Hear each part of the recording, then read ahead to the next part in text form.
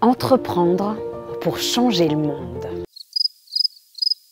Waouh, quelle pression! Peut-être qu'en fait, avant de changer le monde, il faut juste d'abord identifier les défis climatiques, et il y en a un paquet en 2022, puis ensuite les comprendre, et ensuite agir. Et pourquoi pas en lançant un projet?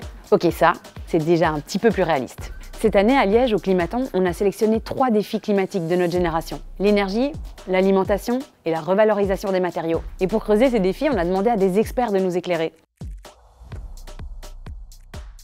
Aujourd'hui en Belgique, le mix de la production d'électricité est d'environ 15-20% d'énergie renouvelable, 30% d'électricité produite à partir de gaz et 50% d'électricité d'origine nucléaire. Le gouvernement a décidé de supprimer l'électricité nucléaire, c'est-à-dire 50% de la production actuelle. L'Europe souhaite supprimer la production d'électricité à partir de gaz, c'est-à-dire 30%, tout ça dans une démarche d'écologie et de CO2. Et donc on s'apprête demain à vivre dans les 10 prochaines années avec environ 20% de la production d'électricité actuelle. Face à ce constat, on se rend bien compte que la problématique n'est pas juste géopolitique, qu'il va falloir à la fois augmenter la production d'énergie et à la fois réduire la consommation d'énergie. Aujourd'hui, ce qui va le plus poser problème n'est pas tant la volonté des gens ou les capacités d'investir dans un moyen de production ou de réduire leur consommation, mais plutôt dans une capacité du secteur à répondre à la demande.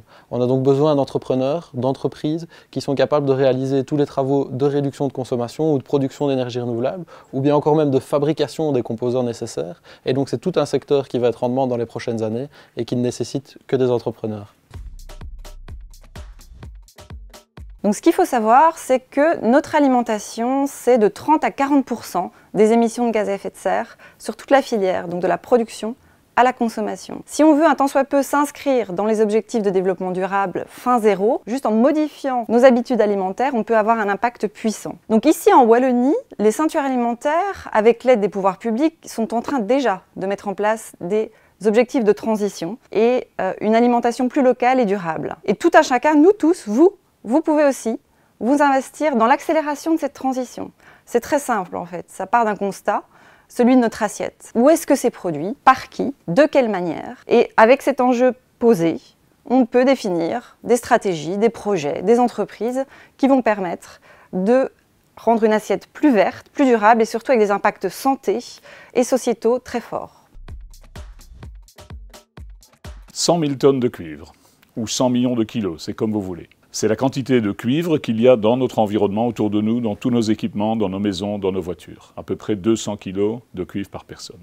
Alors vous dites que ce cuivre, il faut le recycler. C'est vrai qu'il faudrait penser à le recycler, mais avant ça, il faut surtout penser à le garder dans le meilleur état possible. Rassurez-vous, le cuivre, ce n'est pas rare, mais s'il faut prendre soin du cuivre qui est dans notre société, c'est parce qu'il a fallu énormément d'énergie pour l'amener jusque-là. Et donc la mission que nous avons tous, en particulier en Wallonie, c'est d'essayer d'entretenir tous nos équipements, d'essayer de les faire durer le plus longtemps possible et aussi de les réparer. Et donc pour des jeunes entrepreneurs d'aujourd'hui, je pense que tout le secteur de la réparation, de la réutilisation est un défi de tout premier plan qu'ils doivent pouvoir aborder. Bien sûr, il y a des réglementations qui parfois rendent les choses difficiles, le coût du travail est important aussi. Nous avons ici en Wallonie des atouts, nous sommes en particulier au cœur de l'Europe, donc on peut facilement faire venir des produits en fin de vie, on peut facilement les collecter, les rassembler et essayer de faire de notre mieux pour leur donner une durée de vie la plus longue possible. S'intéresser, c'est en quelque sorte avancer. Comprendre d'abord pour agir ensuite. Et peut-être que cette vidéo vous a d'ailleurs donné envie de passer à l'action. Et c'est plutôt rassurant, non, de savoir que vous n'êtes peut-être pas les seuls à vouloir agir. Cette année, au Climaton, 50 personnes ont tenté de relever ces défis en imaginant de nouvelles solutions ensemble. D'ailleurs, vous pouvez les retrouver sur notre blog. Alors pourquoi pas se lancer, que ce soit ici ou ailleurs, et peut-être qu'on se voit l'année prochaine au Climaton.